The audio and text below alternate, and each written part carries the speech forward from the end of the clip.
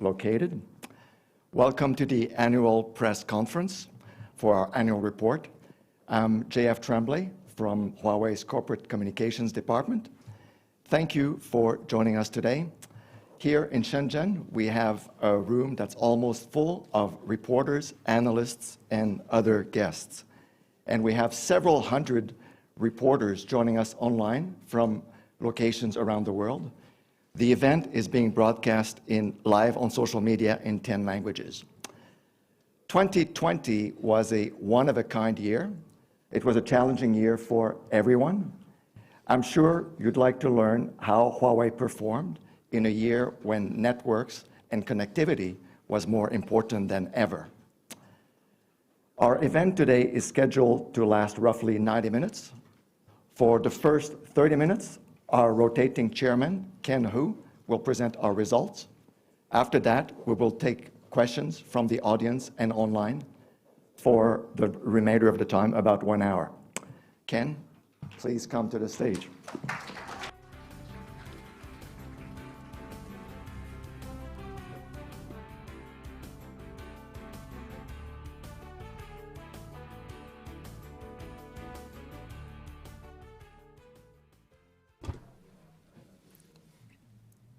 Ladies and gentlemen, good afternoon, good morning, and good evening.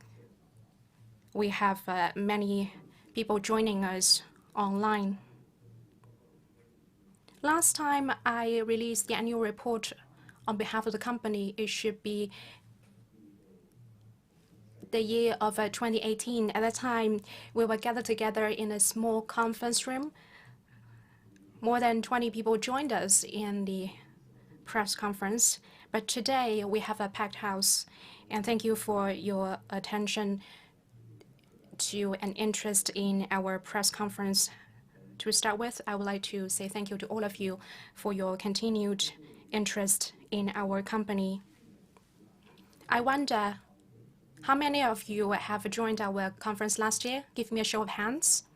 Quite a few. Was it in the same venue here, 1C? Well, oh no, it was an online meeting. I also accessed the conference online. I remember at that time, Eric Xi said one thing.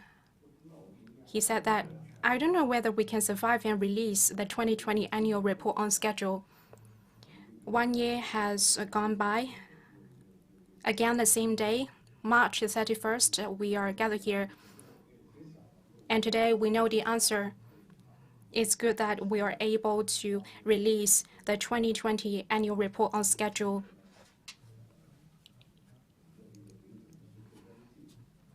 The independent auditing firm, KPMG, has audited our 2020 annual report and issued a standard unmodified opinion. KPMG has been our auditor since 2000, so it's been more than 20 years. Every year, they have issued a standard unmodified opinion for our annual report. This makes us proud.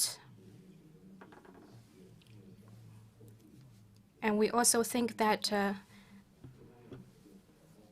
this is part of our responsibility when we are engaging with the customers, partners, and other stakeholders, including the media friends.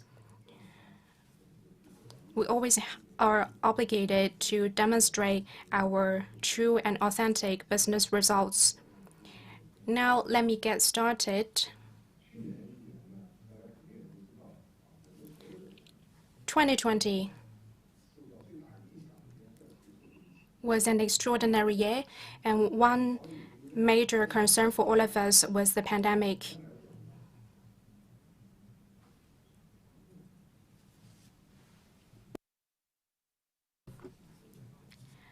Huawei has done several things when we are faced with the pandemic. Firstly, Huawei has taken comprehensive measures to ensure safety and security of our employees. That made it possible for us to resume business in China and outside China. In China, we were one of the first batch of companies to resume business, and we also efficiently resumed operations in locations outside China. We helped ensure stable operation of networks worldwide. Now we are helping customers to maintain large numbers of networks, as many as over 1,500 networks in over 170 countries. Since the outbreak of the pandemic, many activities have been conducted indoor, and that makes connectivity all the more essential to people's lives and work. Together with the customers, we helped ensure steady operation of all those networks across different countries and regions. On top of that, we helped optimize the networks. During the pandemic, there's been a surge in network traffic generated from online gaming, shopping, work, and entertainment. We helped the customers optimize the networks and expanded its capacity to support more traffic. That was another thing that we did, which was to ensure smooth experience on the networks. That was one of the key priorities for us during the pandemic. In addition to that, we spared no efforts to help everyone fight against the pandemic in China and outside China.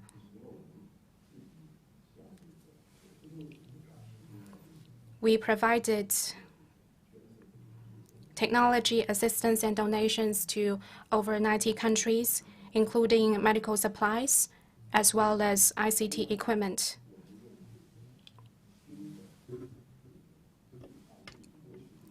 We leveraged the emerging technologies, including cloud services and artificial intelligence, to enable the healthcare industry. One typical example is AI-assisted CT reviews.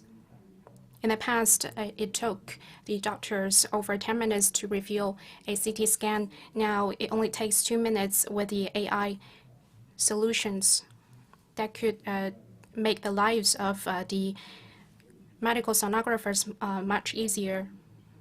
We are also applying technologies to help the students continue their schooling at home during the pandemic. Those are the different areas of things that we spend a lot of time on.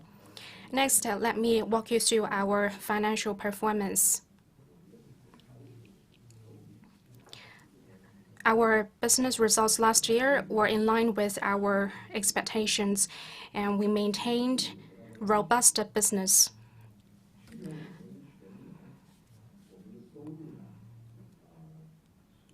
The annual revenue reached 891.4 billion RMB, up 3.8% year-on-year. Net profit was 64.6 billion RMB, up 3.2% year-on-year.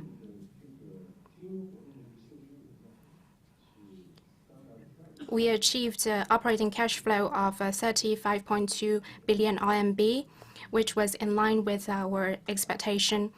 It was down a little bit compared to the previous year. One major reason is because we have increased our investments in supply assurance and R&D. The stockpiles occupy some of our cash flows, but the overall operating cash flow still has met our expectations and has been maintained at a healthy level.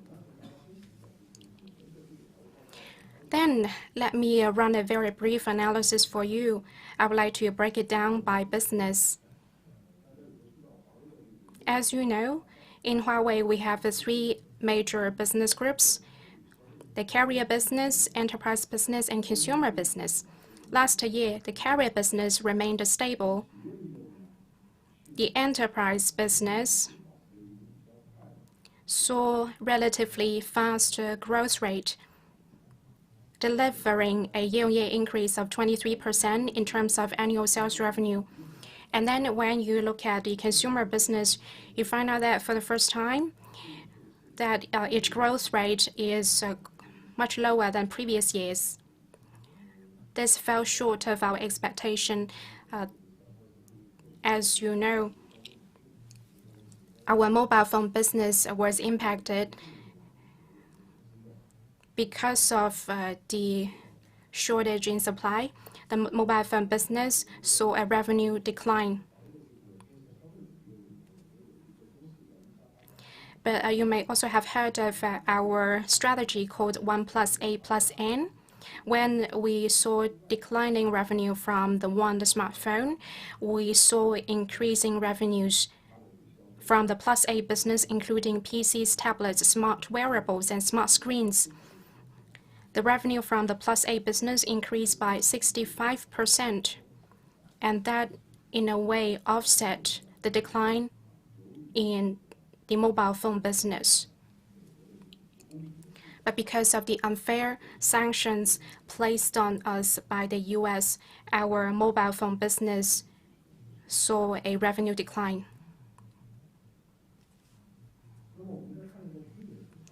Then let me break it down by region.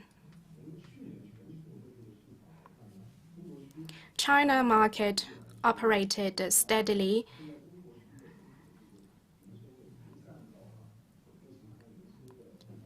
China market contributed over 65% to the total revenue of the group. And the China market delivered very robust business on a larger scale. It achieved a revenue of 584.9 billion RMB, up 15% year-on-year. The different markets outside China experienced declines to various extents, partially because of the pandemic and partially because of the impact on supplies. But the changes were within the expected range. Then let's have a look at our capital structure. Our financial strategy emphasizes on robustness. Given the changes in business and external environment, we have maintained very robust capital structure. As is explained, we saw decreasing operating cash flow, but the company still recorded cash flow of 215.6 billion RMB, and the liability ratio fell to a near-decade low of 62.3%, which has been optimized compared to previous years. So far, I have painted a picture of the major highlights of our annual report. Then I would like to share with you our views on the industry and our business strategy.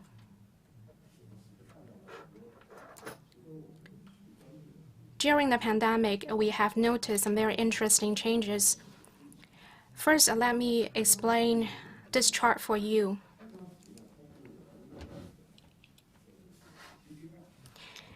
This is a chart demonstrating the results of a Global Connectivity Index. It is a Huawei proposed index used to quantify the progress of a global digital economy from different dimensions by country. Since 2014, we have been releasing GCI report on an annual basis. This is the latest GCI results, and the countries are divided into 3 categories based on the level of digitization. They are starters, adopters, and forerunners.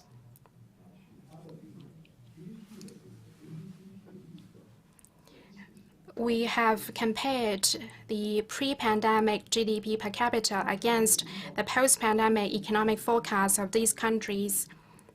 We find that the forerunners, which have more mature ICT infrastructure, are better able to mitigate the adverse impacts of the pandemic, faring better than the adopters and starters. Specifically, the forerunners are able to mitigate 50% of the adverse impacts. To put it in other words, if a country has implemented strong ICT infrastructure, is better able to fend off the impacts from the pandemic, and is able to recover from the pandemic at a faster pace. But admittedly, there are a number of contributing factors to the economy since the outbreak of the pandemic. But it is evident that ICT capabilities and ICT maturity are essential to an economy. If you look at it in quantitative terms, you will see that the ICT infrastructure is a key enabler for business continuity during the pandemic. Our second observation is that now let's look at the enterprise level, which is more of a micro level instead of the macro level. If you look at the left part, there are 6 circles there. Here we have referred to the latest report from IDC, which said that there are 6 permanent changes in the post-pandemic era. In the interest of time, I won't elaborate on each one of them. But I would like to share with you that after our analysis, there is one common foundation for these 6 changes. That is the acceleration of digital transformation. For such a report, it is consistent with our statistics and insights. We have conducted reports and surveys in different dimensions. For example, currently, there are over 86% of large enterprise managers that expect investment increase in digital transformation, and 1/4 of them expect the increase will exceed 20%. We also see that as the pandemic is going on, there is more and more passion for full cloud adoption. Before the pandemic, different enterprises had different initiatives or different level of willingness when it came to cloud adoption, but now it's changed. Last year, Huawei's public cloud growth in China was very fast, and now we are ranking the number 2 in the market in China. And this is because that a lot of enterprises in different verticals are interested in the cloud adoption. We believe that the pandemic could probably bring the full cloud adoption 1 to 3 years earlier than expectation. Also, we have known that by 2025, over 95% of large enterprises will adopt AI. Of course, the digital transformation is not only reflected on such investment on the adoption of cloud services or AI technologies. There's also a very important trend, that is, there is more and more in-depth development of digital transformation. If you can refer to the right part of the slide, usually such trend started from the 2C domain, from the marketing domain. But as digital transformation keeps growing, the 2C level digitalization will also force the further development of the 2B domain. For example, how can we process digital orders? Such changes will force those enterprises to have an in-depth transformation on digitalization. And in this way, it will also extend to upstream suppliers, as they also have to adopt digitalization in order to cater to the trend. So this is a very important trend in terms of digitalization in a post-pandemic era.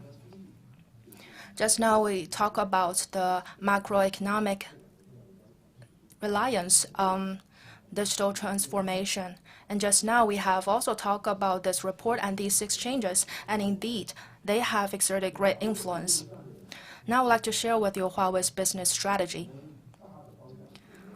The overall direction of our strategy remains unchanged, even though right now some has asked us if you are going to have a change of strategy, like are you going to raise pigs instead?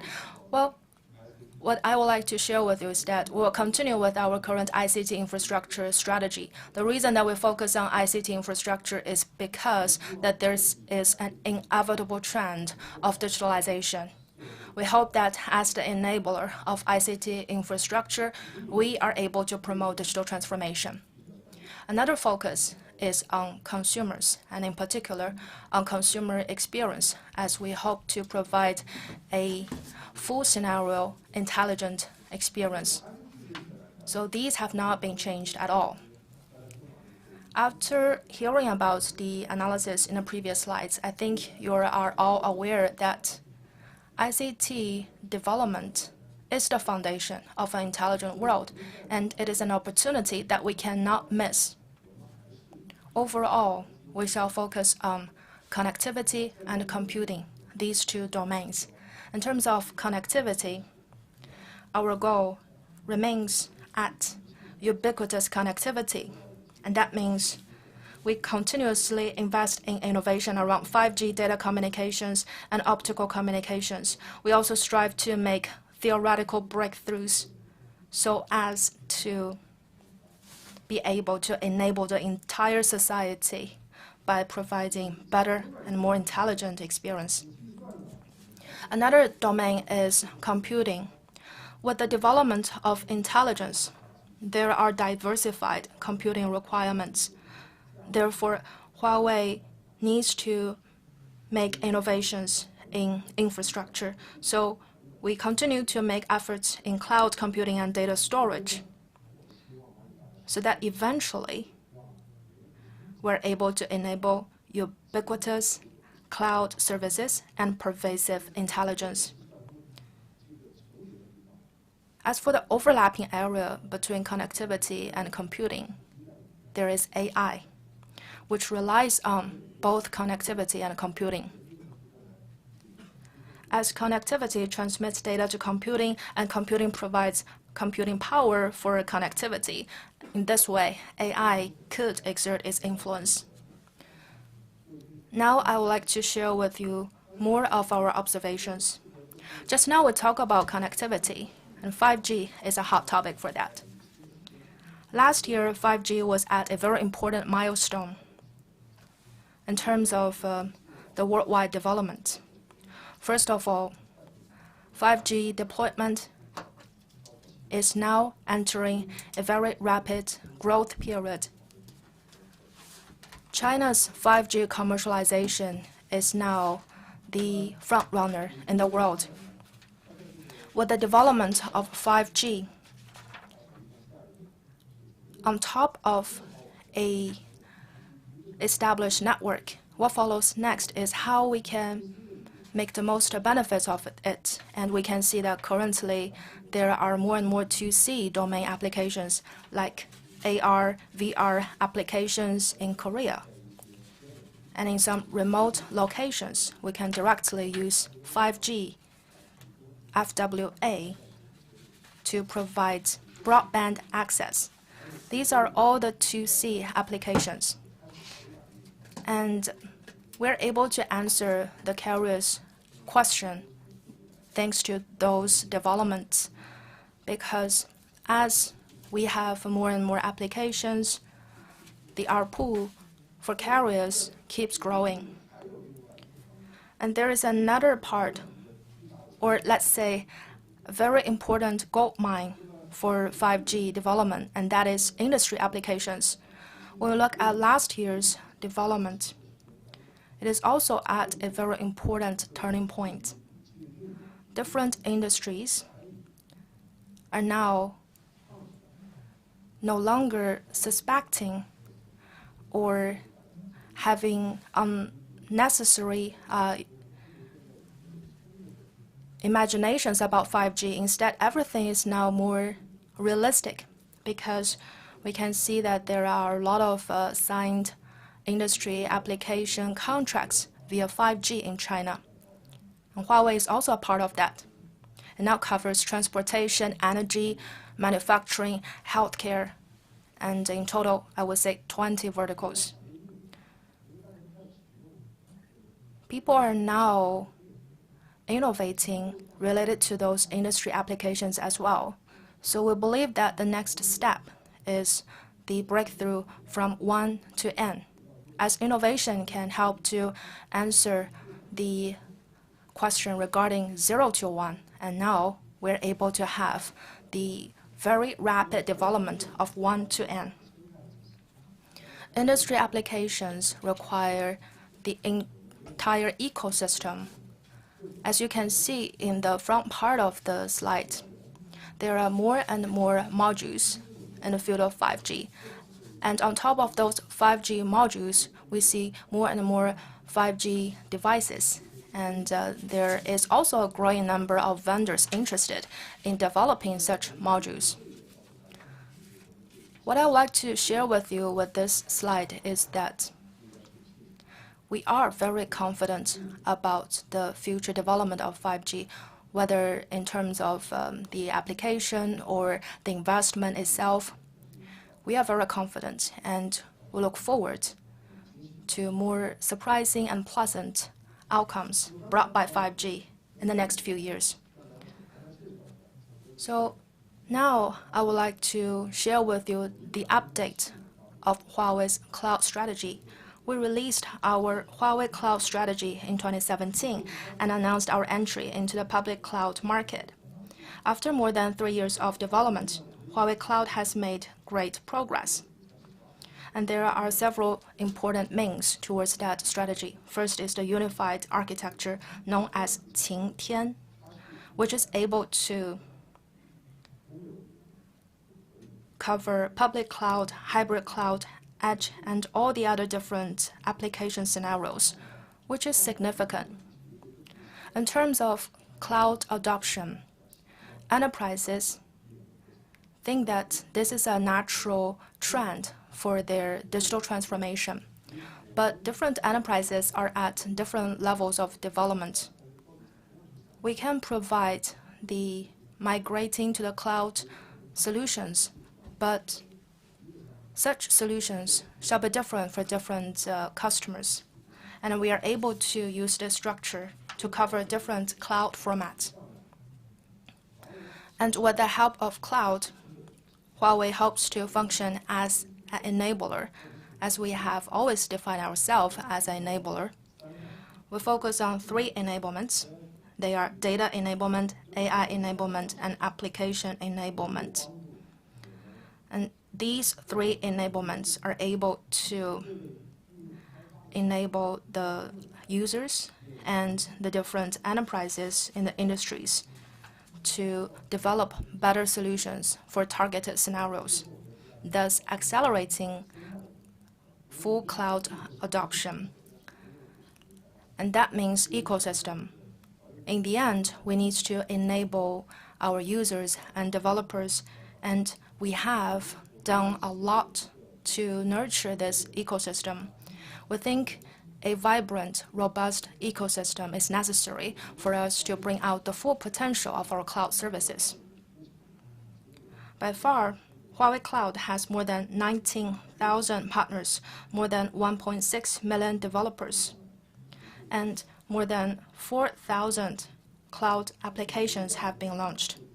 With such efforts in the past few years, we have seen quite some solid growth, and in 2020, we became the #2 public cloud service provider in China. And Huawei Cloud is the fastest growing cloud in the world. In 2020, our cloud service growth rate has reached over 100%. Just now, we talk about our major observations related to ICT infrastructure. Next, I would like to share with you about the consumer business domain. Looking ahead into the future, we hope to focus on user centricity and achieve personalized and fully integrated experience in 5 key scenarios. And they are smart home, smart office, easy travel, fitness and health, as well as entertainment. We hope to focus on these 5 key scenarios so as to develop a very smart experience. There is also an illustration about how we can achieve that. We hope we are able to focus on 3 layers of core technologies, which includes Harmony OS, HMS, and AI. These are the 3 layers of core technologies which can drive the upgrade of the full scenario solution. On top of that, we can work with the developers and the ecosystem partners to continuously create services and hardware. So these are 2 ecosystems, respectively. And here I would like to share with you a few more words about Huawei's Harmony OS, which is a distributed operating system for all scenarios. Currently, the operating system is supporting Huawei's smart screens, smart wearables, and head units. Next, Harmony OS will also support mobile phones according to our plan. Currently, over 20 hardware vendors and over 280 application vendors have already participated in the Harmony OS ecosystem construction. In terms of ecosystem development, we would like to emphasize our HMS development. Its growth has also been beyond our expectation. By far, it is already the world's 3rd largest mobile application ecosystem. By the end of 2020, the number of registered developers worldwide exceeded 2.3 million, with 300,000 developers outside China. And the number of HMS core-based applications exceeded 120,000. The number of Huawei App Gallery applications outside China increased by more than 10 times compared with that in 2019, which is beyond our expectation. As for the HMS-based applications, they are now serving more than 700 million Huawei end users in over 170 countries and regions. With such technological innovation and our strategy for ecosystem development, we're able to create a user-centric, full-scenario, smart experience in the consumer domain. Huawei also realizes that as our business grows, we need more and more open collaboration. In the past few years, Huawei has been doing it. In terms of the telecommunication sector, where we have been providing services for over 3 decades, we are active participants in multiple standards-setting organizations. And while we are operating in the enterprise and consumer domains, we realize that we need more and more developers to join us so as to build a robust ecosystem. In the consumer domain, we need to provide more abundant, intelligent, full-scenario experience, behind which relies the support of the ecosystem, the hardware, and different services. All of those cannot be achieved without a robust ecosystem. In the enterprise domain, I'm talking about 2B domain. When we are enabling digital transformation in different verticals, we have to address different conditions. That means we need to develop different solutions. Therefore, scenario-based solutions also require a very robust ecosystem. Therefore, in terms of enabling developers, Huawei has made a lot of efforts. At the same time, we continue to proactively participate in different industry organizations, including the traditional telecommunication sector alliances and also the alliances in other different verticals.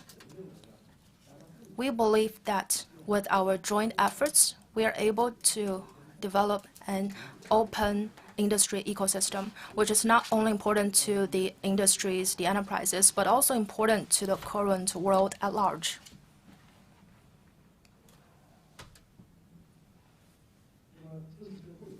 This is actually my final slide, which is usually the most important one. What I would like to share with you here is that with all those technological innovations and hard work, what is our objective?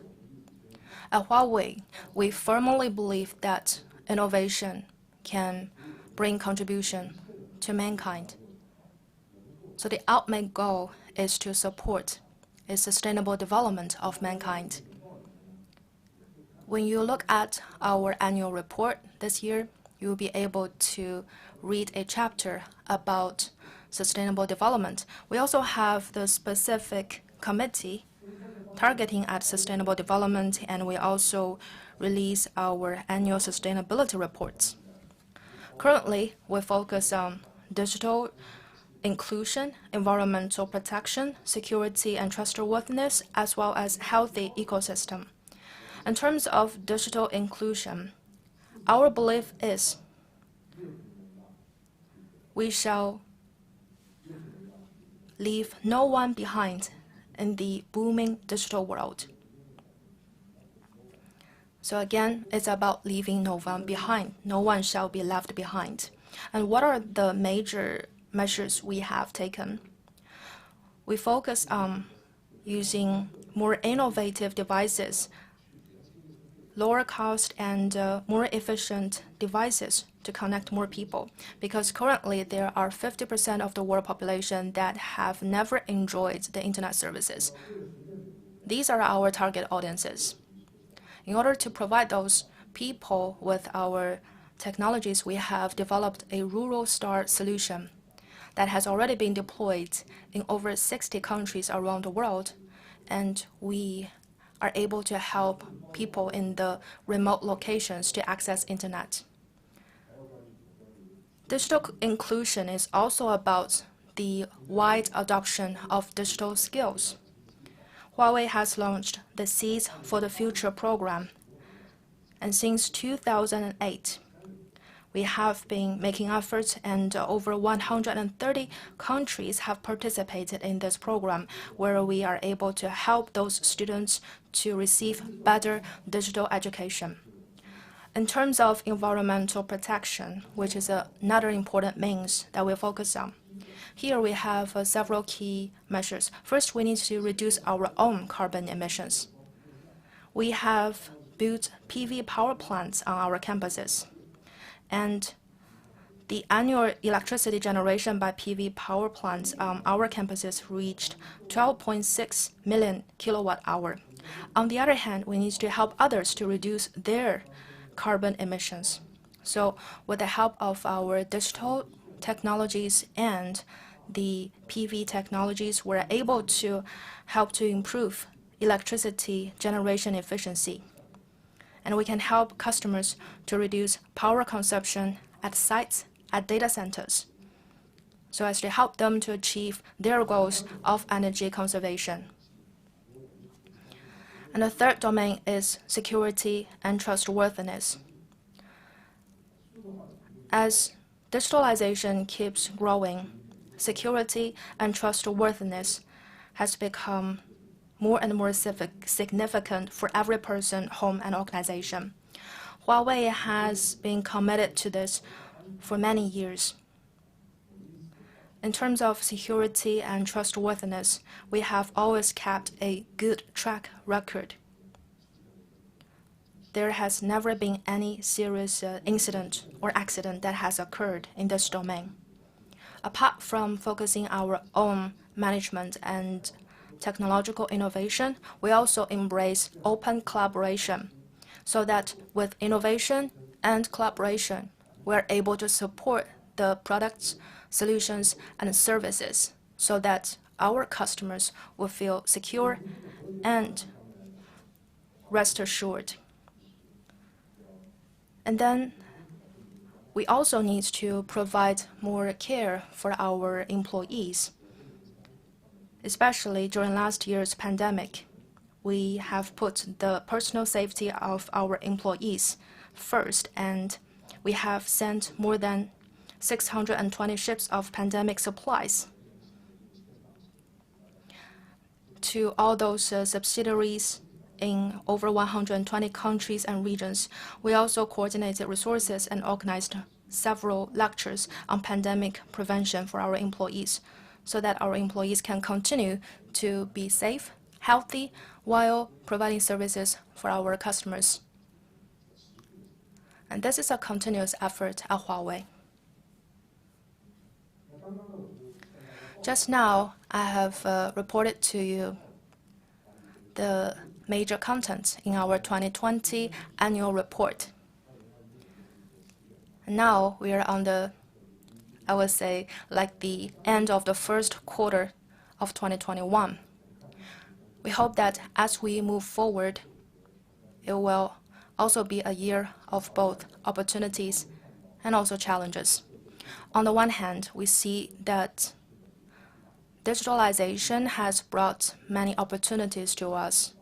And on the other hand, as we move forward, we have seen all these kinds of challenges and difficulties, including the impact on the pandemic and geopolitical conflicts, which have posed obstacles to our company. But even seeing that, we are confident to say that from the strategy perspective, we will remain adamant. That is to say, no matter what happens on the outside, we'll continue to do our own work well. And we hope that by taking one step after another, we can eventually prove that Huawei, as an innovative company, can make contributions to the mankind's development of digitalization. So that concludes my report. Thank you very much for your attention. Next, my colleagues will join me, our Deputy Chief Financial Officer, Ms. Shiyan Li, and together we will answer your questions. Barring note, we will now begin the question and answer period. Ken will now be joined on stage by our Deputy Chief Financial Officer, Shiyan Li, and also by our interpreter, Liu Rihanna, who will provide consecutive English and Chinese translation. We will take questions from the audience here and also online. Before asking your question, please state your name and also the organization that you belong to. And also, please limit yourself to a single question.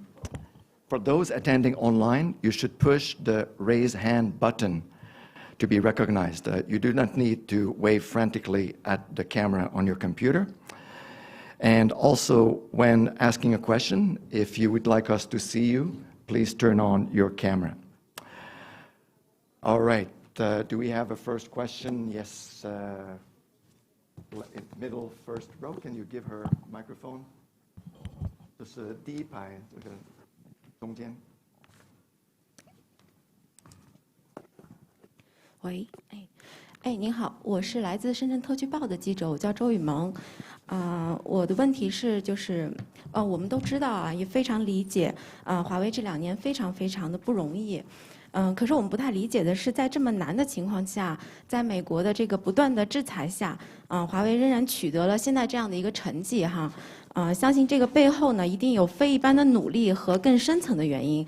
想请胡总这边能够给我们详细介绍一下，谢谢。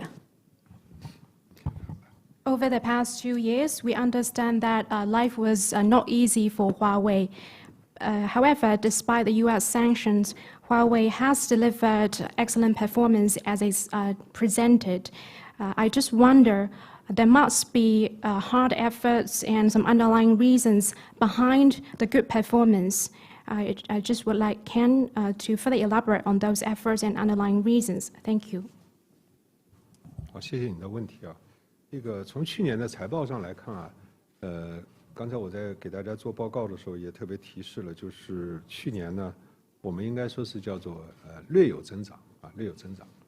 坦率讲呢，跟过去我们几年的增速相比呢，是明显的是放缓的。大家刚才如果有留意的话，会看到我们那个内页的那个材料，在下面有一个注释，就是我们过去5年的这个营收的这个复合增长率啊，应该是在14.几%啊。14%几这么一个速度，我们的利润的这个增长也是14%几。那么去年呢是明显放缓的啊，所以你刚才这一点说的很对，就是华为去年确实是非常的不容易的啊，非常的不容易。那么在这个放缓背后呢，我们还是要坦率的承认一下，就是现在这个美国对我们的这样的这个打压啊，是对我们带来了这个直接的影响的，尤其对我们的这个消费者的业务啊，我们手机的这个产品呢，在这个打压之下呢，它的影响还是这个非常大啊，非常大。那么在这样的一种情况下呢，我们去年呢取得了小幅的增长。那这里面主要是什么原因呢？当然我们自己的努力是一个方面啊，自己的努力是一个方面。比如说我们这个积极的采取措施，去让我们的整个的这个供应能够实现多元化啊。我觉得这方面呢是对于公司能够持续保持供应呢，是提供了一个非常重要的一个支撑的一个保障的啊。另一方面呢，我们依然坚持这个持续的这个技术创新的投入。我们去年的这个研发投入占收入的这个占比，依然达到了15%点几吧，15%以上。这个在我们这个历年的这个研发投入强度里面，也属于是这个比较高的水平，啊，所以这个我想这个我们通过持续的创新，通过这个保障供应，那么都使得我们的业务呢能够这个连续的运营。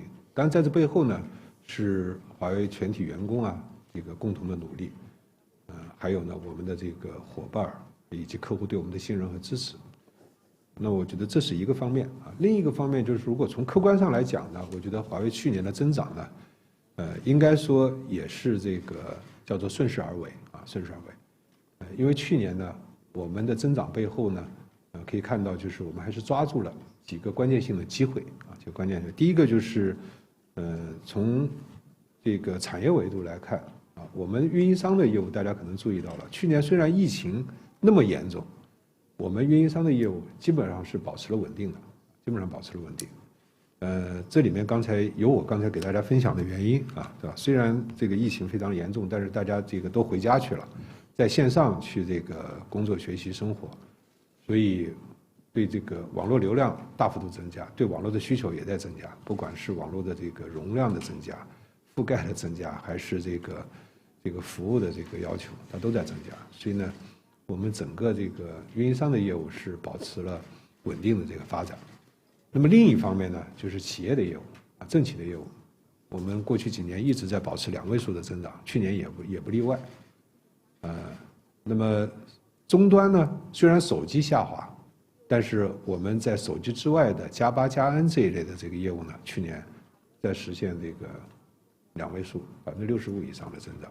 所以这几个呢，它从这个业务的这个角度呢，它都能这个抵消掉一些这个受到的负面影响啊，所以使得我们有小幅的增长，这是一个维度。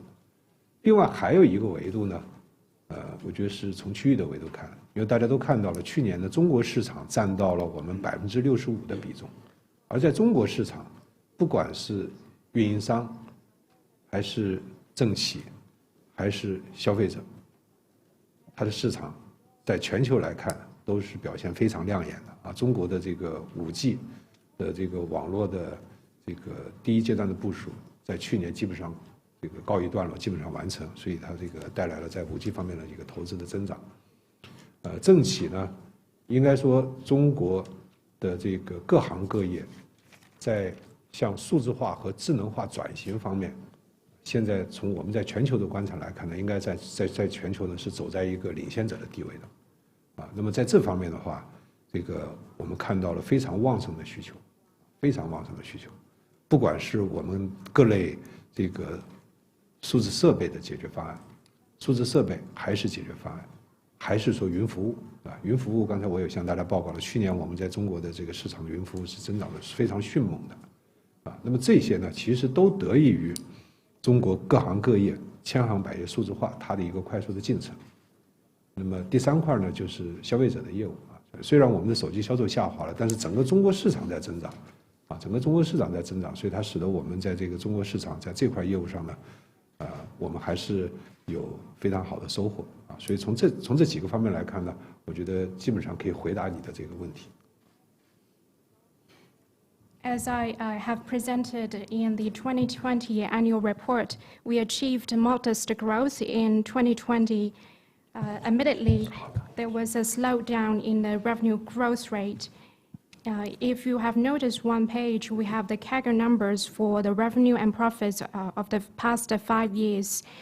The CAGR of the 5-year revenue was over 14%, and the same with profit. But it's fair to say that in 2020, we saw a slowdown in the growth rate, and yes, life was not easy for us.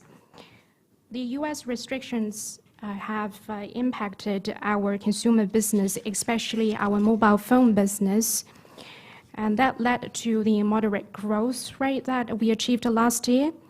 Speaking of the underlying reasons why we were able to achieve growth despite of the difficulties, firstly, it was because of the number of comprehensive measures that we have implemented, including those relating to diversifying the supply chain. Supply chain diversification was one very important initiative to ensure continuous supply. It was also attributed to our intense investment in technology and innovation. Last year, the investments that we made in R&D made up over 15% of the revenue. Compared to previous years, such intensity of investment was one of the highest. And with the continuous investment in innovation and supply chain assurance, we were able to maintain a stable business. And all those achievements won't be possible without the hard work of all of our employees and without the trust and support placed in us by the partners and customers. I would like to offer you another angle of the answers. If you look objectively at the industry, you will see that our growth was also built on the positive trends in the industry. We took up the key opportunities, and that helped supported our growth as well. Despite the pandemic, our carrier business remained stable because during the pandemic, people had to work from home, study from home, and enjoy entertainment from home, and that led to a surge in the traffic. And that further resulted in increasing needs in network capacity, coverage, and network services. And those were the reasons why our carrier business was able to hold steady. And then if you look at the enterprise business, we achieved a double-digit growth for the enterprise business. And for consumer business, despite of the decline in revenue of mobile phone business, we managed to achieve over 65% of growth in the revenue of the Plus 8 and Plus N business. And the revenue from Plus A and Plus N business helped offset some of the adverse impacts from the declining revenue of our smartphone business. And if you look at the regions, China market now contributed over 65% of the revenue to the total revenue of the group. And China market objectively had very excellent performance in the carrier business, enterprise business, and the consumer business.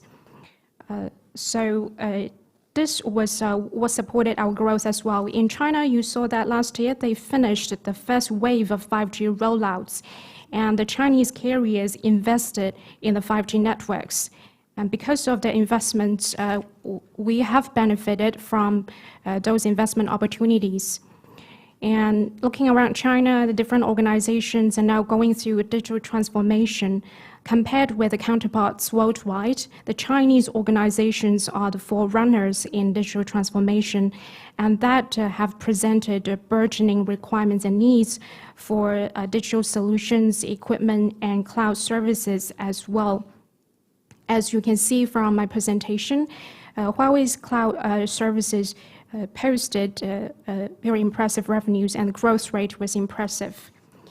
Then, if you look at the consumer market in China, it was also growing. And although we have been restricted, we still benefited from the growing trend in the consumer market in China. 不好意思啊，我刚才讲的太长了，一口气讲完了，没给你留翻译的这个空隙啊。We will try from this side of the room.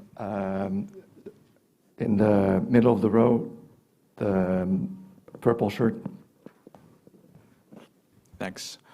高远彭博社想问胡总一个问题，就是我们也看到，像您讲的这个手机业务，其实是遇到了非常严峻的挑战。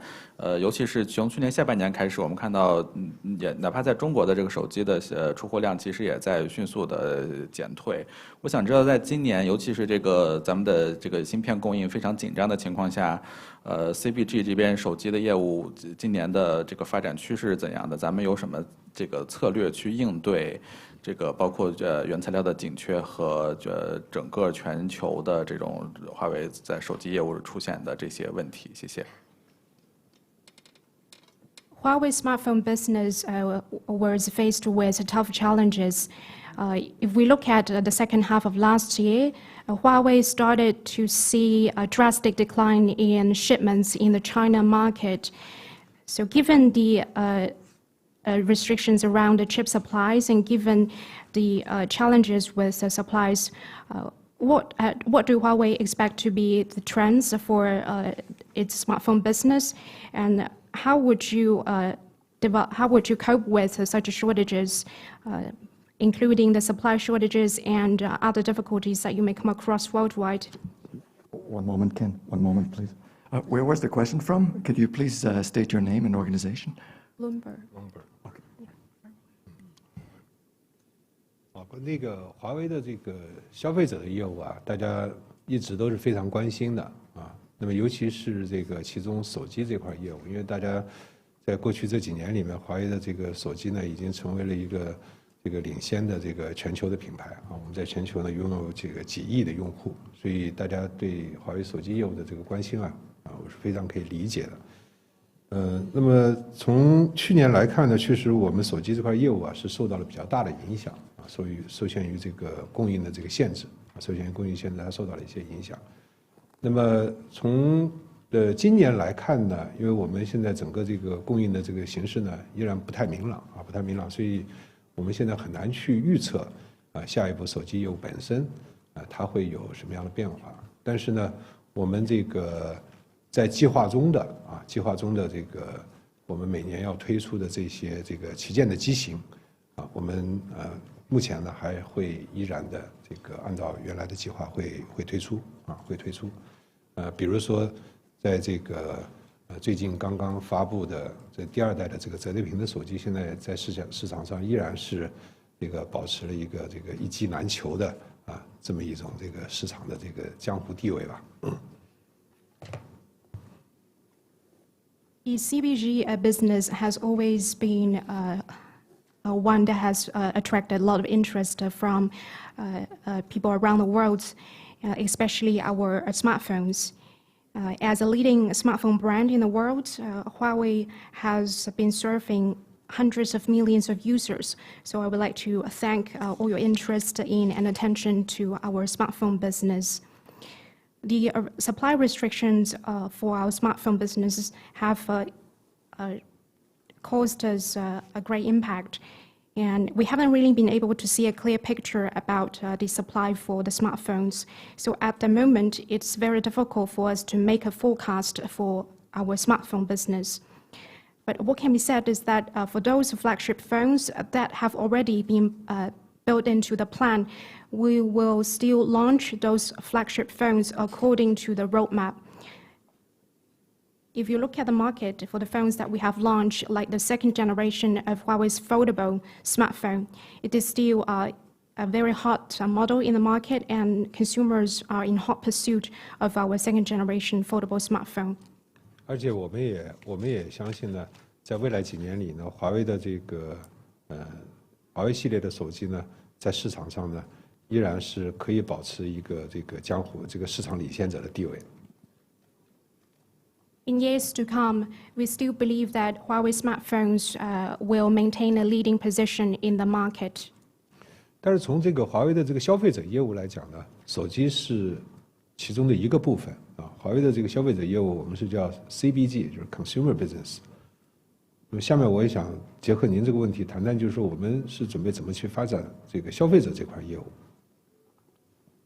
If you look at the name, it's called consumer business. So in the consumer business, we have smartphones, but we also have other components of the business. I would like to take the time to talk more about how we are going to develop our consumer business. 简单来讲呢，就是刚才我在那个年报的介绍里面向大家报告的，就是华为的未来面向消费者的整体的战略呢，我们是希望以用户为中心，聚焦几个关键的这个高频的应用场景，去打造一个无缝的智慧化的这个用户体验。As is explained in my presentation, we have made the plans of a user-centric strategy that will be focused on specific scenarios for consumers. And the goal is to provide a seamless AI life experience for the consumers. 那么要实现这样的战略呢，我们从技术上是需要这个在这个华为鸿蒙操作系统 HMS 和 AI 这几层关键的技术上持续不断的去做这个深度的创新投入。而事实上呢，华为这些年一直是在这样做的，现在也没有停止。In order to deliver that strategy, we'll have to continue our intensive investments in innovation and technologies around Harmony OS, HMS, and artificial intelligence. That is what we have been doing over the past few years, and that's what we will continue to do. 对，那么这是华为的这个消费者业务发展的这个硬核的竞争力。那么在此之上呢，我们会基于这些技术呢，去打通这个服务和硬件两类生态。Those will make up the essential part of our competitiveness, while at the same time, we will also take active measures to integrate these service ecosystem and hardware ecosystem. 那么最终呢，我们会看到，作为一个消费者，当你有一个这个你用一个这个唯一的这个华为的这个用户的 ID， 你会在不同的终端上体验到不同的这个服务，而且这种体验呢，它是无缝的，是高度智慧化的。The experience that consumers will be able to enjoy is they can access the devices with one single user ID, and then they are able to experience the seamless user experience across different devices.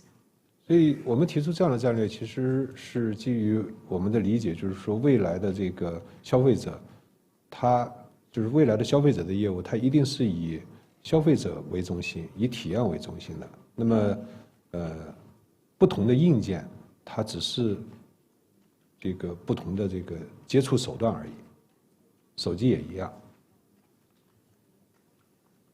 In our vision, the consumer business will need to be consumer-centric and experience-centric. The various kinds of hardware are just the means, but not the goals, including the smartphones. 那么我们的这个战略呢，已经实施了，其实有几年的时间了。那么在去年这个手机销售下滑的情况下呢，我们看到了，就是其他的这个硬件的这个销售和相关的这个服务的这个销售呢，它反而呈现了一个很快的增长的态势，所以这更加坚定了我们的信心。我们认为这样的趋势呢，它是符合消费者市场的这个需要的。We have been implementing this strategy for several years. Last year, as we saw a decline in the revenue of smartphones, we saw increasing revenue from other kinds of hardware and services. That gave us more confidence in our strategy. We believe that that's in line with the future trends of consumer market. 所以这样的话，我们可以看到未来在华为的整个消费者战略里面，手机是其中的一个部分，但它不是全部。In a nutshell, in our future-oriented consumer strategy, smartphone is a part of our strategy, but smartphone is not all the strategy is about. 对，而且我们的这个战略呢，现在也得到了我们的这个合作伙伴啊，包括我们的渠道的合作伙伴，也包括了我们的这个服务生态、应用生态的合作伙伴的这个积极的响应。Right now, we have already gained active support for the strategy from our partners, including the channel sellers, service partners, and other ecosystem partners. 所以呢，我相信大家在这个未来呢，会看到越来越多在这个战略之下，华为推出的这个新的面向消费者的这个硬件和这个软件服务。When we further implement this consumer strategy, I believe you'll be able to see more consumer-centric hardware products, software, and services in the market. Right. Sorry, we're going to take next question online. We have a lot of people online. So it's going to be from Gordon Correra. I don't have your media organization. Please unmute yourself and say who you belong to. Who you belong with. It's Gordon Carrera from the BBC in London. My question is, the company feels it's weathered the storm of US sanctions last year, but it does not appear that this storm will lift soon, with the new administration in Washington likely to perhaps even increase the decoupling between the US and China. What are the long-term implications of this? And in particular, it's been reported that the company built up a stockpile of chips. But how long do you think it will be before you can manufacture the top-end chips for 5G and smartphones within China? Thank you. 我是 BBC 的记者，那么在过去一年，华为是在美国的制裁这场风暴当中，挺过来了。但是这场风暴似乎并不会结束，随着新一届的美国政府上台，很有可能新一届美国政府会进一步的推动中美之间的脱钩。那想请问您怎么看待这样的一个情况的长期影响？那么据报道，华为呢积累了很多的芯片库存。那么想请问，华为还需要多长的时间才可以自行生产高端设备使用的这些高端的芯片？那么你问到的这个问题啊，其实我相信也是这个在座的媒体朋友们大家都共同关心的一个问题，就是这种地缘政治的冲突对华为这样的一个企业它所带来的影响。I believe the question is also what other media journalists are interested in. That is the implication about geopolitics for Huawei. 对，那大家都看到了，其实从华为过去2年的这个遇到的遭遇来看，其实对我们这样的跨国公司来说呢，首先第一个就是我们高度依赖的这个全球供应链，其实是在这个地缘政治的冲突之下呢，是被破坏了。If you look at what's happened over the past 2 years to Huawei, you'll be able to see that the global supply chain that multinational companies rely on heavily has been disrupted by geopolitics. 但是这样的这个破坏呢，其实我不知道这样的破坏最终谁在从中得益啊。但我们从产业界的角度来看呢，其实在过去在这个供应链上的上游和下游，大家似乎都是受害方。I don't know who can benefit from such a disruption, but if you take the perspective of the industry, you will be able to see that both the upstream and downstream players in the industry are victims of the disruption. 那么从华为来讲，大家都有看到了，就是我们的这个去年的业务的这个有一部分业务的下滑，其实是直接这个受制于这个全球供应链被政治性的破坏所带来的影响。The decline of some of our businesses last year were directly attributed to the disruption of the global supply chain. 那么另一方面，其实从我们的这个上游供应商来看，他们其实也是这个受害方。大家都知道，在过去几年呢，其实平均每年我们像这个来自于美国的，是吧？就仅仅是来自于美国的供应商的采购，都在这个100多亿到200亿美金的这么一个水平。If you look at the upstream players, the suppliers of Huawei, they also suffered from this disruption.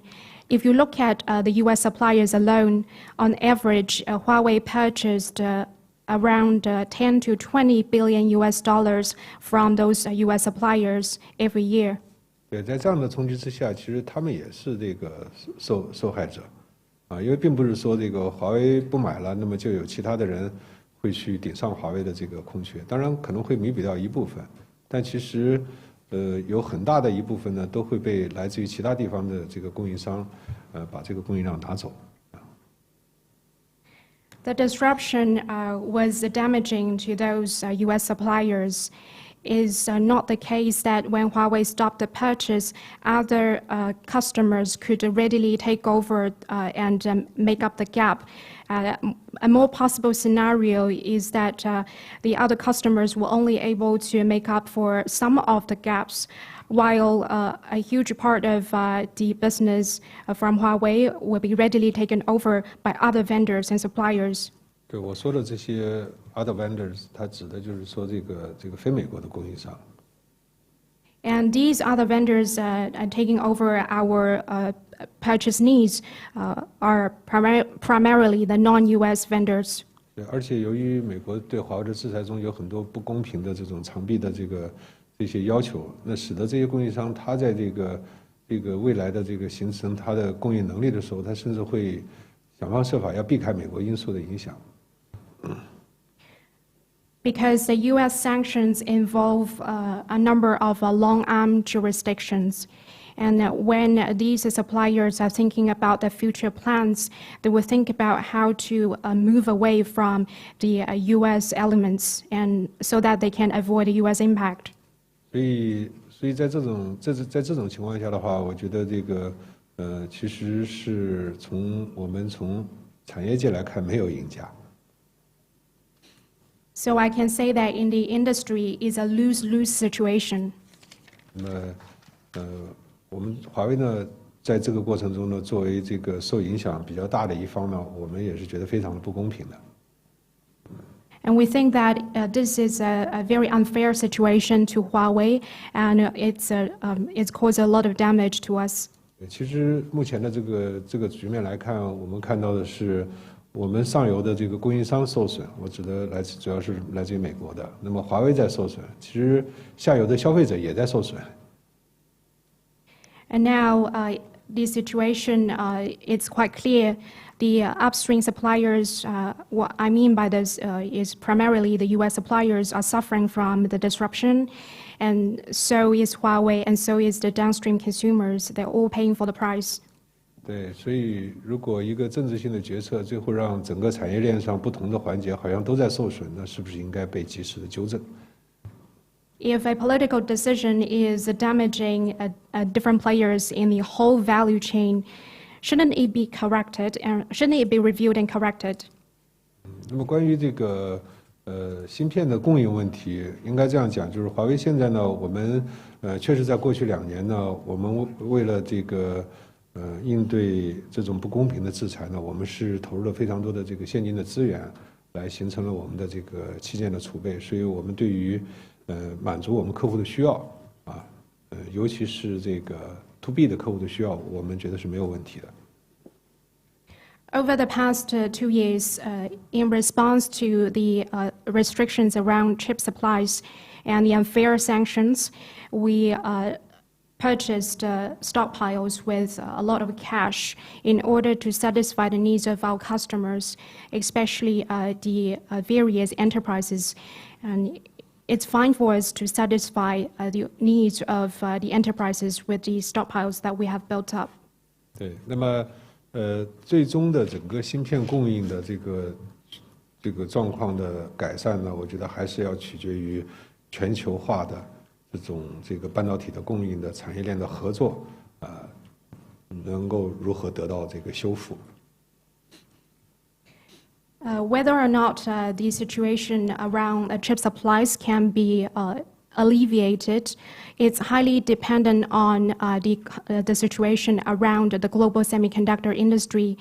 and whether or not the global semiconductor industry and the cooperation within it can be recovered. 那么现在整个人类社会在数字化的进程中，其实对芯片的这个依赖是越来越高的，它深入到了各个领域啊，不仅仅是在华为从事的这个领域。那你比如说这个最近这几个月，大家看到全球的这个汽车芯片的供应受损，汽车供应芯片吃紧以后，那么使得整个这个全球汽车行业都受到了很大的影响。所以我想说的是，基于这个全球化的这个半导体供应链，它已经成为了整个人类社会发展的一个共同的基础。那这方面呢，我觉得需要通过重新思考这个全球化的合作来解决这个根本的问题。As a global digitization moves forward, there will be a more and more reliance on the chips, and it's impacting various fields, not just the fields where Huawei is engaging in. As you can see that because of the shortage of automobile chips, it has led to consequences around the world. What I'm trying to say is that the globalized semiconductor supply chain is the foundation of further progress around the world, and we call for a reviews and rethinking of the globalized semiconductor supply chain to see how we can move things forward.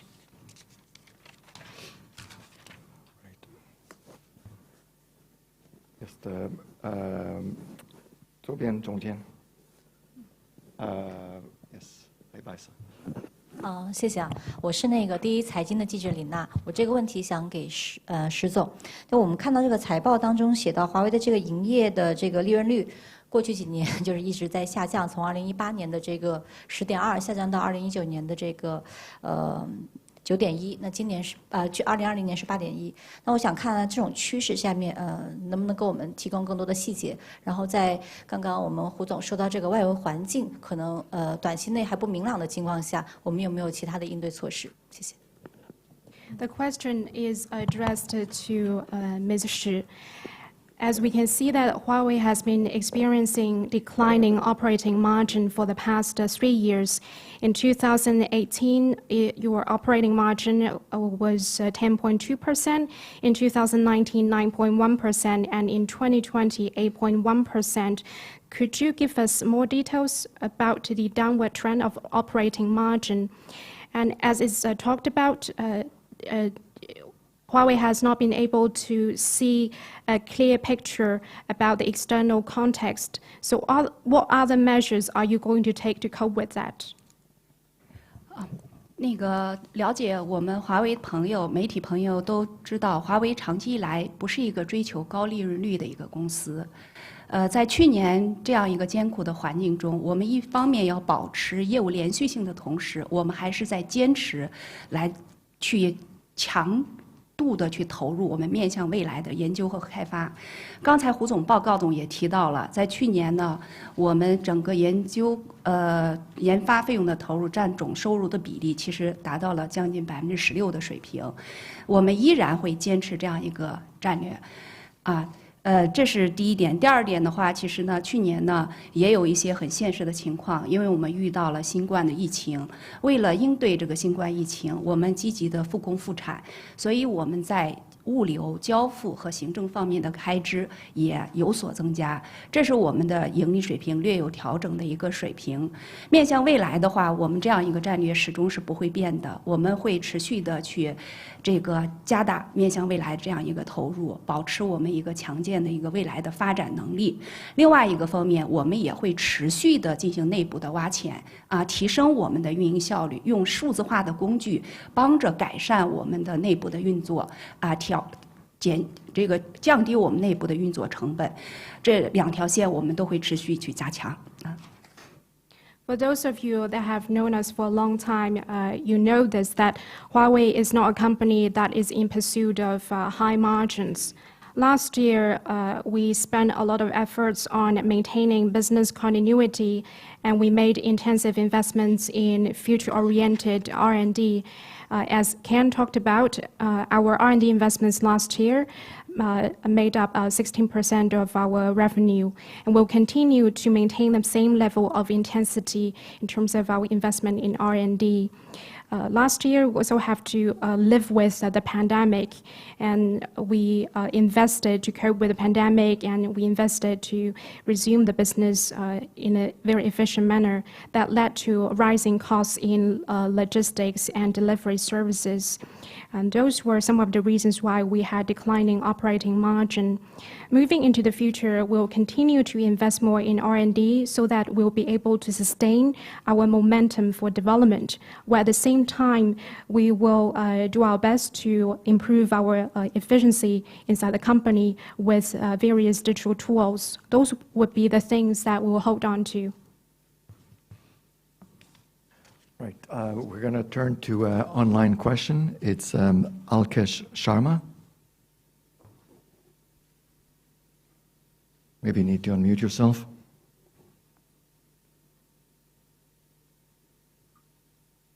Hi, I'm Alkesh. I work with the national newspaper in the UAE. My question is, how does Huawei look at its business in the Middle East region? Is this market growing, stagnant, or declining? And so far, Huawei has managed to secure how many 5G contracts globally, as well as in the Middle East region? Thank you. 我是阿联酋的记者，想请问一下华为对于中东地区的这个业务的看法。那么，请问华为在这个区域的业务是正在不断增长呢，还是在不断的衰退？那想请问华为现在在全球获得了多少个 5G 合同？有多少是中东地区的 5G 合同？那个阿联酋啊，是我在去年3月份，由于疫情的原因回到中国之前的最后一站啊。这个从阿联酋回来以后1年多了，我就没有机会再出国去了，所以我还是非常想念那个地方，想念迪拜的。The UAE was my last overseas trip, and after I returned from that trip to China, I won't be able to travel abroad because of the pandemic. It's a very impressive place. 对，这个华为在中东啊，我们开展业务已经有20多年的时间了，没记错的话，应该有21年、22年的时间了。Huawei has been operating in the Middle East region for over 20 years. If my memory serves me right, it should be about 21, 22 years. 对，我们在中东过去20多年时间里面呢，在中东的业务的开展，我们是非常满意的。Over those years of business operation in Middle East, we are very satisfied with our performance there. 那么一方面呢，华为在这个中东地区，现在是这个非常重要的一个这个ICT 的基础设施和这个个人消费终端的这个供应商。Huawei is now a very important provider of ICT infrastructure solutions and consumer devices in the Middle East. 那另一个方面呢，中东在整个华为的这个全球的营收中间呢，也是一个非常重要的来源。The Middle East contributed a very important share to our revenues. 可以说，在过去的20多年的时间里面，我们在中东和我们广大的客户，还有中东各国的这个政府监管机构，我们都建立起了非常好的这个关系。Over the past 20 plus years, we have established very good relations with the governments and the regulators of various countries in the Middle East. 对，比如说你所在的这个 UAE 啊，我们在这个阿联酋，我记得阿联酋所有的这个5G 的网络，华为都是其中重要的供应商。For example, in the UAE, Huawei is an important supplier for the UAE's 5G networks. 对，全球在5G 之前的时代，就是在全球这个刚刚开始3G 的这个网络建设的时候，这个 Etisalat 就是华为最早的3G 用户之一。If you look at those years prior to 5G, for example, in the 3G era, Etisalat was one of the key customers for Huawei in 3G. 对，那么当然现在大家在这个阿联酋，尤其是在这个阿布扎比和这个迪拜2个机场，我们全球的旅客转机的时候，大家都能体现到最好的这个5G 的网络的服务。Now, when passengers are doing stopovers in airports such as the one in Abu Dhabi and the UAE, the passengers were able to gain very good 5G experience. 对，那么在这个企业的业务方面，我们在过去的这5到10年间也是取得了非常大的发展。比如说，在 UAE， 我们给很多的这个企业提供服务，我们还和当地的机构一起合作，推出了这个公有云的服务。We have seen major progress in the past 5 to 10 years with regards to the enterprise business. Huawei has been serving many organizations in the UAE, and Huawei has worked with partners to provide public cloud services to the organizations in the UAE as well. 对，而且我们的这个终端类的产品尤其是手机，在中东地区的品牌也是非常好的。在迪拜，我记得这个有相当长的时间，那个哈利法塔每天晚上都有华为的手机的这个造型的广告，那个是堪称全球也是这个最有创意的这个广告之一。Huawei's consumer devices, especially the smartphones, are one of the top brands in the Middle East countries. For example, in Dubai, the advertisement of Huawei's smartphone was one of the most creative one in the local market. 那么迪拜或者这个 UAE 其实只是华为在整个中东地区发展的一个缩影。我们在中东地区的各个国家我们的这个取得的整个市场地位呢，都跟迪拜是非常类似的。The UAE is like a snapshot of our market position in the Middle East regions. The market performance that we have been able to gain is similar to that we have achieved in the UAE. 对，可以说过去的20年呢，华为是从一个新来者到领导者，深度的参与了整个中东地区的这个数字化的进程，成为了这个一个最重要的这个供应商，所以我们感到是非常骄傲的。Over the past 20 years, we have been making progress from the time that we first entered the market to the time that we have become a market leading company. We have been there as a very important supplier and vendor for the Middle East organizations and help them with that digital transformation. 对，那你比如说在近2年的这个5G 的建设中，那么华为帮助很多的中东客户建设了他们的5G 网络。现在可以说，中东在全球的5G 发展中，也是在起着领导者的作用。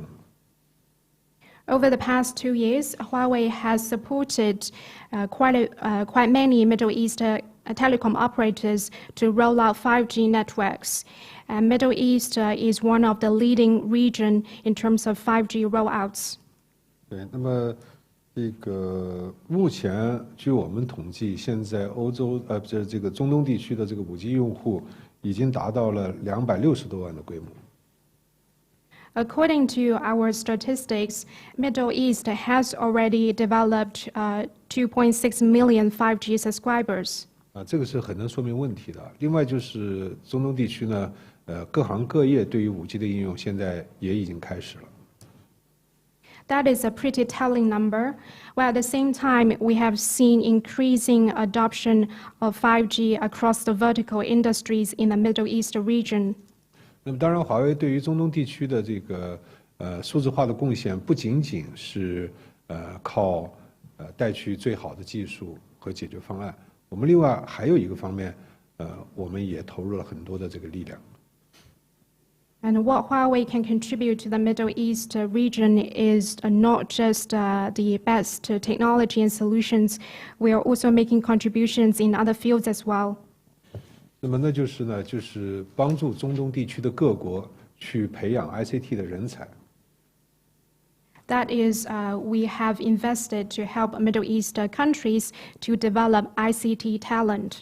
那么在这方面呢，我们是启动了专门的项目的，已经有这个5年的时间了。在这个项目之下呢，我们现在和中东区域内的这个400多所高等院校，帮助这个8万多名的学生，展开了这个普及和提高这个 ICT 技术的合作。We have a dedicated program to help Middle East develop ICT talent, and it's been a 5-year-old program. In the Middle East regions, we're now partnering with over 400 universities in order to enable over 80,000 students with ICT know-how and capabilities. 那么，即便是在去年这个疫情非常严重的情况下，我们也在中东专门开设了这个在线学习的平台，帮助这个各个国家的学生来学习这个 ICT 的技术。Even amidst the pandemic last year, we helped launch an online learning platform so that could help the students continue their education online and continue to pick up ICT technologies and know-how. 那么，通过这个在线学习的平台呢，去年1年，在中东地区的各国有3万多名学生参加了学习，而且其中有9000多人，通过学习以后获得了华为的这个各个专业领域的认证，这里面包括5G 啊、AI 啊、云啊等等这些技术的认证。Last year alone, over 30,000 students have accessed the online learning platform for courses, and they have over 9,000 students have been granted certificates of specific technology fields such as 5G, artificial intelligence, and cloud services. 所以我们相信啊，在中东地区的这个数字化的进程中，华为要扮演的角色，这个是多重的。我们不光要能够提供好的技术，还要能够帮助当地去培养这个人才，这个是它有更长远的这个价值。So I believe when Middle East goes digital, Huawei plays a multifaceted role. Huawei is not just playing the role of a technology provider, but also play an important part in helping local communities to develop ICT talent. 当然，我也利用这个机会啊，向中东的这个朋友报告一下，就是在这个2020年和2022年啊，中东地区有2个非常这个盛大的活动，一个是在阿联酋的这个世博会，一个是在卡塔尔的这个世界杯。那么现在华为呢都已经开始跟我们本地的伙伴一起，要为这2个这个重要的活动去提供从5G到这个从网络到这个终端的这个全面的支持啊，所以我们也期待啊，用这个创新的技术，能给这个我们中东各国的这个消费者呢带来更多的欢乐。I would like to give this opportunity to brief you on what we have supported and what we'll continue to support in the Middle East major events. One is the 2020 UAE Expo, and the other is the upcoming 2022 Qatar FIFA World Cup. Huawei has already worked with local partners in order to better support such key events, including the provision of 5G services, the network assurance, as well as devices. We look forward to helping the Middle East region better able to enjoy such events with our innovation and solutions. Right. Well, I'm sorry. This is all the time that we have for the event today. We're going to have to bring this to a close. Feel free to get in touch with us so we can follow up with your 主持人， unanswered 我可以打 questions. 断你一下吗？ Go ahead. 这个，因为刚才我这个做报告的时候，多占用了15分钟时间啊，所以我建议是不是可以多让大家问几个问题？ 当然。 Because I overran my time by 15 minutes in my presentation, so I suggest that we will give you 15 more minutes for Q&A. 如果这个变化这个影响了大家的时间安排，就感到非常抱歉啊，这是我的问题。 All right. I'm sorry if it disrupts your schedule, but we are now still open for questions. Okay, it was the turn to this side of the room. 是前一排那个白色的衬衫。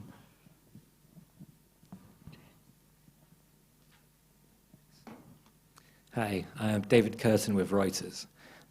Please, can you further unpack how much you see the extent of revenue decline outside of China being down to the pandemic and how much of it was down to wider geopolitical factors. And with that, given the company is pushing into cloud computing, AI digitalization, areas that are likely to be controversial security-wise as well, do you see when we come back here for results in next year, will Huawei be more dependent on its revenue from China compared to now? Thanks. The first question is about last year, right, or future, the decline? Last year, yeah. Last year. 是路透社的记者，想请您进一步的说明一下，去年的这个销售收入的下降，在海外地区有多少是源于疫情，有多少的这个下降是源于地缘政治？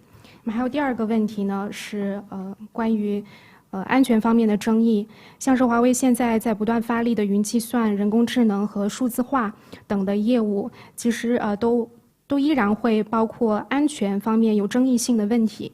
那这是否会可以预测明年华为在发布年报的时候会更加的依赖中国市场？首先第一个问题啊，你第一个问题我们很难去做区分啊，就是在一个区域的这个收入的变化，它受哪些因素的影响？所以坦率讲，我没有办法回答你第一个问题。第二个问题呢，就是明年就是2021年，我们这个整个这个区域的这个收入的结构到底会怎么样来这个发生变化？现在也很难预测，因为我们一方面呢看到中国市场的表现依然非常强劲啊，这是第一点。然后第二点呢，我们预计到呢，在这个疫情在全球逐步得到控制之后啊，全球这个各个国家的它的这个需求呢，会进一步的，它有可能会回到一个这个上升的轨道。所以我个人认为呢，这个在2021年呢，我们的这个对于来自于中国以外的这个收入呢，我们是可以做这个乐观的预期的。但具体是多少，现在我说实话，我们这个对于这个问题的回答，就好像猜疫情什么时候可以结束一样。我觉得这个很难找到一个答案啊，很难找到一个答案。For the first question, it's very difficult for us to draw a clear line between the different causes, so I won't be able to address the first question. For the second one, it is also difficult for us to predict what will be our revenue structure for 2021. What we see now is that the China market remains strong, and we hope that when the world is better able to control the pandemic, needs from different countries will be recovering, and we expect to see rising needs if the pandemic can be better controlled. And my personal take on the 2021 position is that I'm pretty positive about the 2021 performance in regions outside China, but I'm not able to give you a definitive number about the forecast of the performance in regions outside China. I think that is just like the question asking us to predict when the pandemic will be behind us. It's very difficult to make such a forecast. All right, I finally can get to you, White, the Arpai. 谢谢，我是来自全景网的王燕飞，然后想请问胡总，当前华为智能汽车系统的进展如何？何时会有大载概系统的新车问世？以及未来华为对汽车领域的相关业务有怎样的预期和部署？谢谢。The question is about the intelligent automobile solution business in Huawei. I would like to understand what is the progress for Huawei's IAS business, and when will we see the new model embedding Huawei's IAS solutions launch into the market, and what's your future strategies and plans for your intelligent automobile solution? 现在这个车确实是一个非常热门的话题啊。而且变成了一个跨界的话题，好像这个做 ICT 的公司不谈车，好像就有點落伍了。The cars and automobile business now have become a buzzword, and it seems like a crossover business as well. So if any ICT company does not talk about the car business, it seems to be an outdated one. 但那个我觉得这里面其实反映了一个趋势，就是大家都看到了，就是汽车行业呢，它像其他的行业一样，实际上也走到了一个这个数字化转型的一个关键的时间点上。Is shown us one thing, which is the auto industry is now moving into a phase where it needs to digitally transform itself. 对，那么车作为一个这个历史悠久的这个人类的工具，它未来的发展方向呢，一定是这个电动化和智能化啊，这个大趋势我觉得是不可改变的。The vehicles are actually a history-honored carriers for people, but we can now see the evident trends for the auto industry, which is to embrace electric technology and smart technology. 那么作为华为来讲呢，我们也看到了，就是华为这么多年，我们有深厚积累的这个 ICT 的技术，以及我们正在做的不断进行的这个技术创新。那么它在这个整个这个汽车这个行业，它的数字化里面呢，其实是有很大的这个可以发挥的空间的。Because of our efforts over over the past years, we have built up very solid knowledge base in the ICT industry. We have built on the ICT industry with continuous innovation, and such ICT know-how and innovation represent a lot that we can do to help the auto industry to transform. 对，那么所以呢，在几年以前，其实华为就已经开始了在这个智能汽车这个领域的这个投入，而且我们也已经在过去几年呢，我们逐步公布了我们在这个智能汽车这方面的一些业务战略。Several years ago, Huawei started our investments in the intelligent car business, and we have made announcements along the way about our strategies for the intelligent automobile business.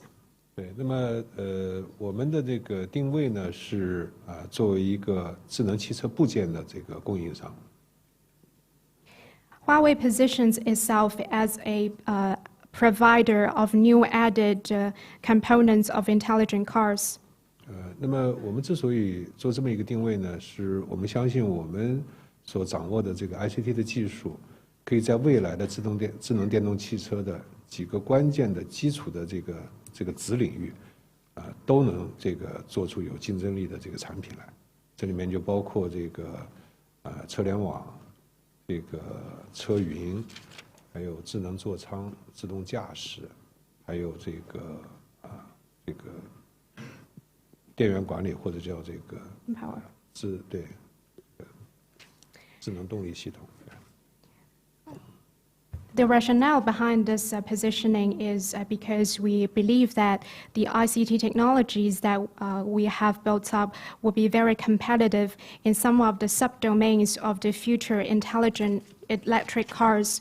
And these components include those for IOV, vehicle cloud services, smart cockpit, smart driving, as well as Empower. 那么今天呢，我们的这个作为这个智能汽车部件供应商的这个定位依然是没有改变的，这点非常明确。We are very firm in our positioning, which is an ICT provider of the new added components of intelligent cars. 那么当然呢，我们在这个去年的时候呢，我们从整个投资管理上，把这个智能车的这个投资管理和消费者的这个投资管理呢，我们在内部呢是把它合并到了一个 IRB 之下。Last year, we integrated the investment decisions and management of the intelligent automobile solutions with those of the consumer business. Investment decisions and management of these two businesses are now being administered by the same investment review board, what we call IRB. 我们希望通过这样的一个举措呢，可以这个带来两个方面的这个好处。第一个呢，就是我们对于消费者体验的理解呢，可以更好的反映在我们在这个智能汽车部件的这个创新里面。The reason why we are doing this is because, firstly, we'll be able to better leverage our insights into consumers when we achieve innovation for the car solutions. 那么另一方面呢，大家都知道，华为在这个面向消费者这个领域呢，我们的这个设计能力是非常强的啊，尤其是工业设计的能力，所以我们这些能力呢，也可以被我们的这个车 BU 它所这个借用。As you know that we have very impressive industrial design capabilities for consumer devices, we want to share those capabilities with the car BU as well. 对，那么我们希望通过的这样一些努力呢，去进一步的去强化我们对这个车业务的定位，那就是说成为一个有竞争力的这个部件供应商，那么帮助车企造好车，我们是造好车啊，中文两个字，两个好啊，一个就是说帮大家造出好的汽车，第二个要把车造好啊，这始终是我们的定位。In this way, we want to better enable our car business and help them develop more competitive products. And our goal is to help the car OEMs build better cars, build cars with better performance.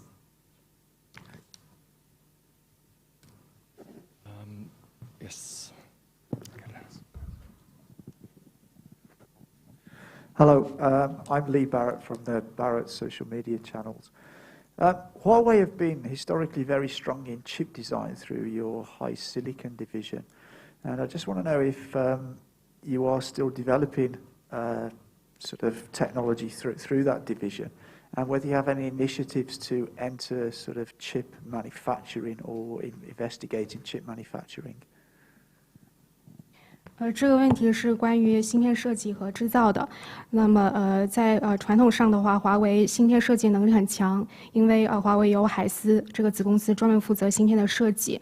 那么想请问华为的海思公司现在是否仍然还在开发技术？那么是否有任何的举措去探索芯片制造？对这个，首先第一个，感谢你对这个海思的关心啊。现在我们整个海思的这个团队呢，他们的这个整个状况是非常稳定的，而且员工也都是这个积极的在投入他们的工作，因为确实他们还有很多的创新工作要做。Thank you for the question of high silicon, and thank you for your interest in high silicon. In high silicon, our team is very stable, and every employee in high silicon is still diligently doing their jobs because they still have to strive for innovation. 那么，如果谈到这个芯片的问题呢，其实有一点我还是需要进一步的强调的，就是华为公司的定位啊，我们的定位还是一个这个 ICT 的系统设备的供应商。Coming back to the chip part of your question, I want to stress Huawei's positioning again. Huawei positions itself as a provider of ICT systems and equipment. 那么作为一个系统设备的供应商呢，我们对于这个芯片啊，尤其是全球化的这个芯片的整个产业链，我们的依赖依然是很强的。As a provider of ICT systems and equipment, we still strongly rely on the global chip value chain. 那么在这里面呢，过去这一年，海思呢，它有比较强的设计能力，它恰恰是这个。作为华为一个重要的单位，是参与到了全球的这个半导体产业链的这种一种合作型的这个模式当中去了。With its strong chip design capabilities, HiSilicon over the past year has engaged in partnerships in the semiconductor industry. The approach that HiSilicon has engaged in is the cooperation approach in the semiconductor industry. 对，而且我们也预料呢，就是说这种基于全球合作模式的这个产业链的形式呢，依然应该成为这个半导体产业链发展的主流。We still believe that the cooperation-based business model in semiconductor industry will be the mainstream for industry to move forward. 所以我们会坚持基于在这种认识之下，我们会坚持呢基于这个开放合作的创新。With this understanding, we will adhere to open collaboration in our innovation efforts. 对，但另一方面呢，我们也希望呢，就是各国的政府，尤其是这个政治领袖们，能够帮助我们的产业链，能够去恢复，能够去强化这样的全球化的合作。On the other hand, we look forward to the help from the national leaders around the world. We hope that they can help us restore this kind of cooperation in the semiconductor industry. Right, so we've gone 20 minutes beyond our scheduled time.